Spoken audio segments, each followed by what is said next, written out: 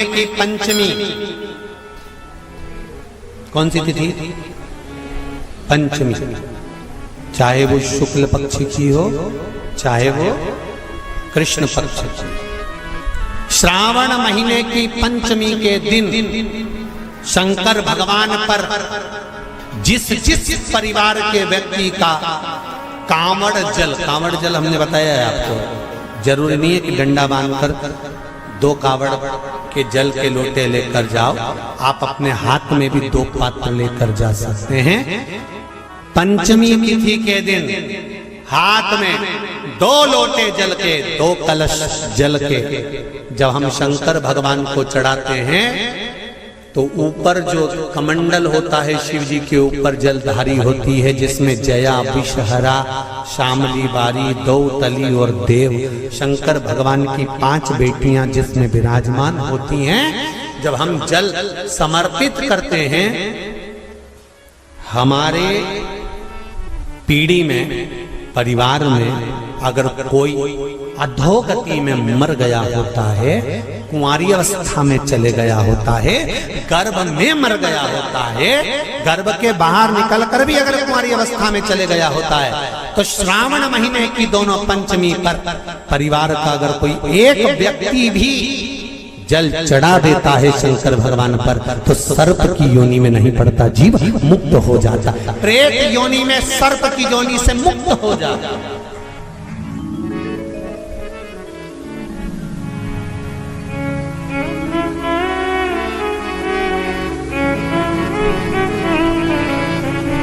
महाराज, हमारे यहाँ सांपों की पूजन कौन से दिन होती है, कौन सी तिथि में करते हैं? जम के बोलो जरा। नाग पंचमी। नाग पंचमी का मतलब क्या है? सांपों की पूजन करो। नाग पंचमी का मतलब होता है शंकर जी के मंदिर में जाकर 1 लोटा जल समर्पित कर दो। उसका कारण क्या है कि हमारे परिवार में, हमारे कुटुंब में कोई 7 कुटुंब में, परिवार में कोई 7 पीढ़ी के अंतर्गत भी अगर कोई जीव तड़प रहा होता है, पड़ा हुआ होता है, उसकी मुक्ति नहीं होती है, तो पंचमी का चढ़ा हुआ जल उस जीव को प्राप्त हो जाता है और वो जीव तर जाता है, उसका फिर जन्म नहीं होता, वो तर। इसको मुक्तता का,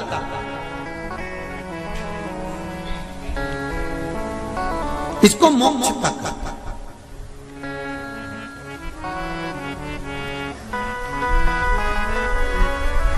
ये मोक्ष, इसी को कहेंगे कि ये मुक्तता है। महाराज,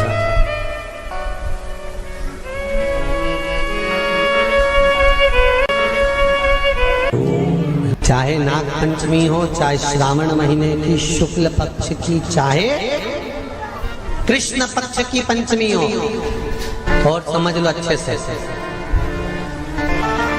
श्रावण महीने की पंचमी के दिन देवाधिदेव महादेव पर चढ़ाई गई शमी पत्र आस्तिक मुनि का नाम लेकर, कौन से मुनि? आस्तिक मुनि का नाम लेकर शमी पत्र को वापस उठाकर उसको अपने दरवाजे की चौखट पर कहीं पर भी या द्वार पर कहीं पर भी एक ओर रख देने पर घर के अंदर, बगीचे के अंदर सर्प प्रवेश नहीं करता। ध्यान रखिए, सर्प प्रवेश नहीं करेगा। शमी पत्र समर्पित करने पर, उस शमी पत्र को आस्तिक मुनि का स्मरण करने, कौन से मुनि है? आस्तिक मुनि का स्मरण करने पर भीतर घर के अंदर बगीचे में सर्प भी प्रवेश नहीं। उस शमी पत्र में जया, विषहरा, शामली बारी, दौतली और देव, ये 5 कन्याओं का भाव प्रकट हो जाता है और वो कन्याएं हमारे घर के द्वार की रक्षा करती हैं। तुम्हारे घर की बहन बेटी क्या करती है?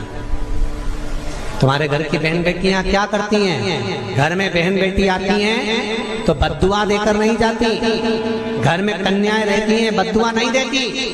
घर की बेटियां जब दरवाजा छोड़कर शादी कर वाले दिन, विदाई के दिन अगर जाती भी हैं तो बेटियां हाथ में धान भरकर फेंक कर जाती हैं कि मेरा मायका खूब फले फूले आगे बढ़े। छापे लगाकर चली जाती हैं कि हमने हमारी जीवन की सारी दौलत, जीवन का सारा सुख अपने मायके में दे दिया है। वो बेटियां तो जया,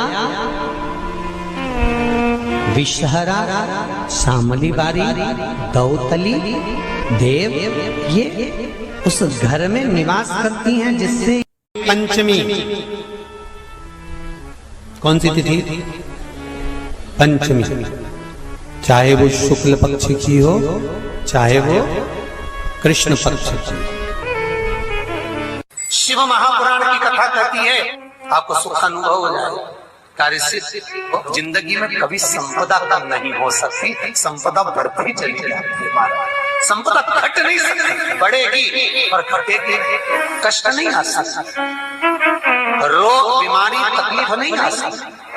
आपके लिए तो लाभदायक है, समझ लो। एक कथा शास्त्र कहता है कि जिसके घर में संपदा की कमी हो, पैसा आ ही नहीं रहा हो, सब दूर उलझ गया हो, बहुत टेंशन चल रहा हो, पंचमी तिथि के दिन गन्ने का रस, गन्ने का रस जानते हो? ईख का रस, गन्ने का रस तुलसी जी के क्यारे में हाथ में लेकर 7 बार अपना नाम और गोत्र बोलकर छोड़ दो। जिंदगी में 3 साल में तो करोड़पति बनकर बैठ जाओगे, कभी लक्ष्मी की कमी नहीं आ सकती। तैयारी में बैठे रहोगे कि फिर पंचमी तिथि आए। 3 मंत्रों का स्मरण शिव महापुराण में कहा गया है। पहला ओम नमः शिवाय, दूसरा मार्कंडू जी के पुत्र मार्कंडे, मार्कंड के पुत्र मार्कंडे, मार्कंडे जी की उम्र थी मात्र 12 वर्ष जीवित रहने की, पर पिताजी ने कह दिया था कि तू शंकर का भजन कर, तू शिव का स्मरण कर। अगर तूने शंकर का भजन करा तो यह पक्का है कि अकाल मृत्यु वो मरे जो काम करे चंडाल का, काल उसका क्या बिगाड़े जो भक्त हो महा काल का। काल का हरण करने वाला एक ही हो सकता है, वो महाकाल हो सकता है, उसके सिवा कोई नहीं। मार्कंडे जी से कहा तेरी उम्र 12 वर्ष की है, केवल 12 वर्ष।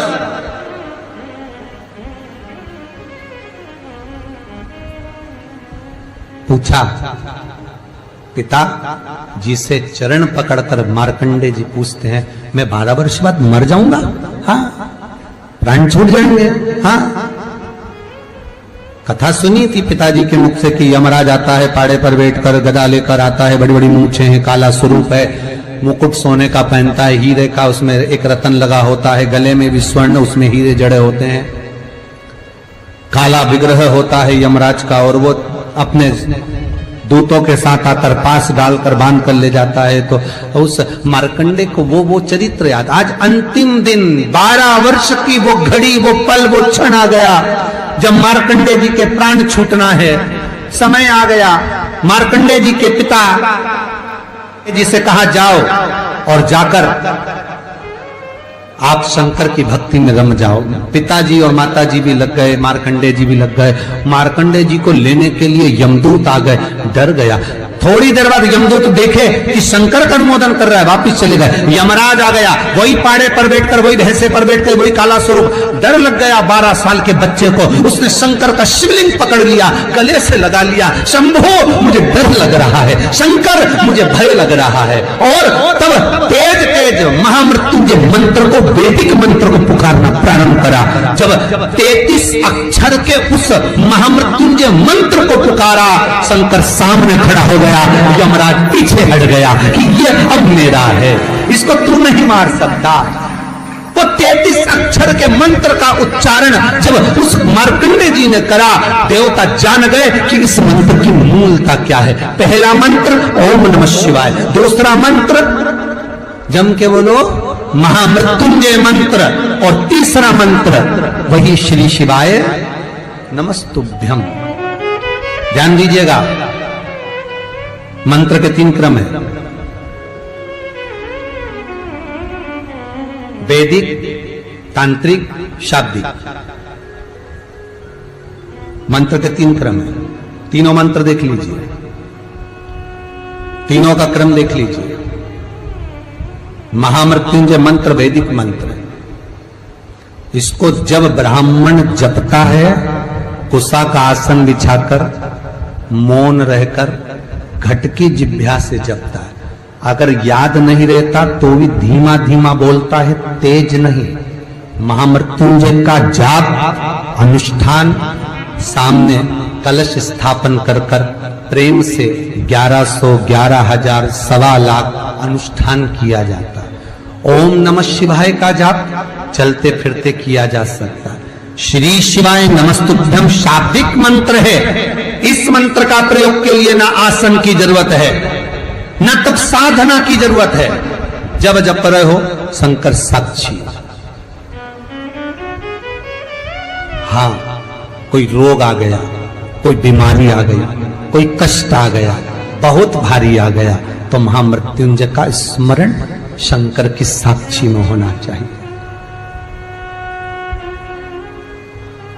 वो 33 अक्षर का महामृत्युंजय मंत्र, वैदिक मंत्र, शिव की साक्षी में। पर दुनिया के लोग आज वो चिल्ला चिल्ला के उस मंत्र का स्मरण करते हैं, वो श्रेष्ठ नहीं है। नहा रहे हो, सोचादि कर्म में जा रहे हो और वो डब्बा लगा दिया,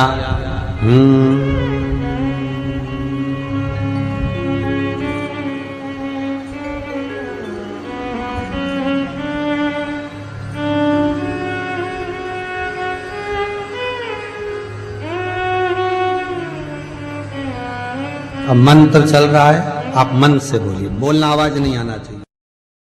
आज भी स्कंद पुराण कहती है कि भगवान शंकर ने अन्नपूर्णा के दरवाजे पर पहुंचकर जब काशी में भिक्षा मांगी थी तो अन्नपूर्णा ने कहा था, ए शंकर, मैं उस गरीब से गरीब व्यक्ति का भी भंडार भर के रखूंगी, बस एक गलती नहीं होना चाहिए कि जहां भोजन बने उस स्थान पर बैठकर, उस स्थान पर खड़े होकर भोजन बनाते समय उस भंडार गृह में जूता नहीं होना चाहिए। तो तुम्हें भर दूंगी भंडार।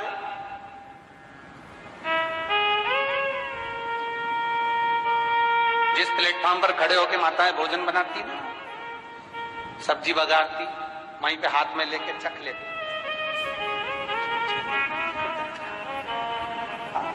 मई हरियो जगदम्बा, विचार तो करो। भले तुम भगवान को भोग नहीं लगा रही पर पति तो परमेश्वर है।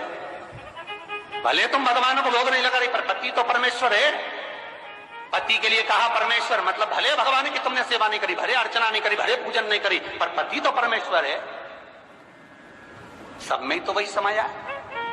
घर में जो सास रहती है वो भी तो मां है, जो पिता रहता है वो भी तो बद्रीनारायण है। महाराज फिर क्यों चक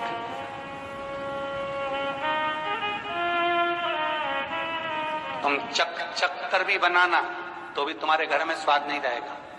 और जिस मंदिर में, आश्रम में, भंडारे में जब तक भगवान का भोग नहीं लगता तब तक चखा नहीं जाता, चाहे नमक डला ना डला, मिर्ची डली ना डली, शक्कर डली ना डली, भंडारे के भोजन में जो मिला दिया, आखिरी में फिर भगवान ने अगर पा लिया तब चखा गया कि अब भोजन में स्वाद है कि नहीं है।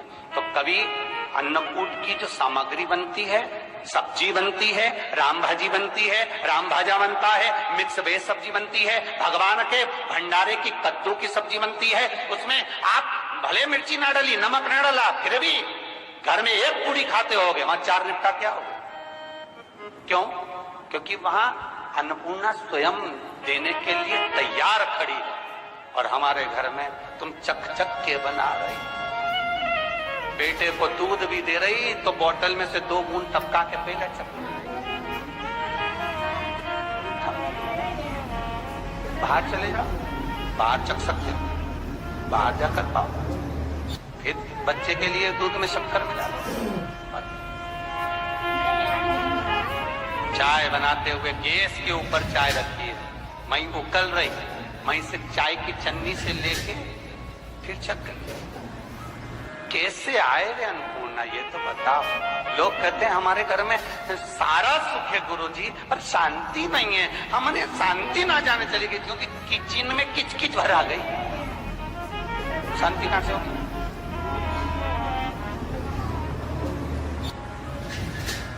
वहां इतना किचकिच भरा हुआ है। प्रेम, करुणा, वात्सल्यता, स्नेह, समर्पण समाप्त हो।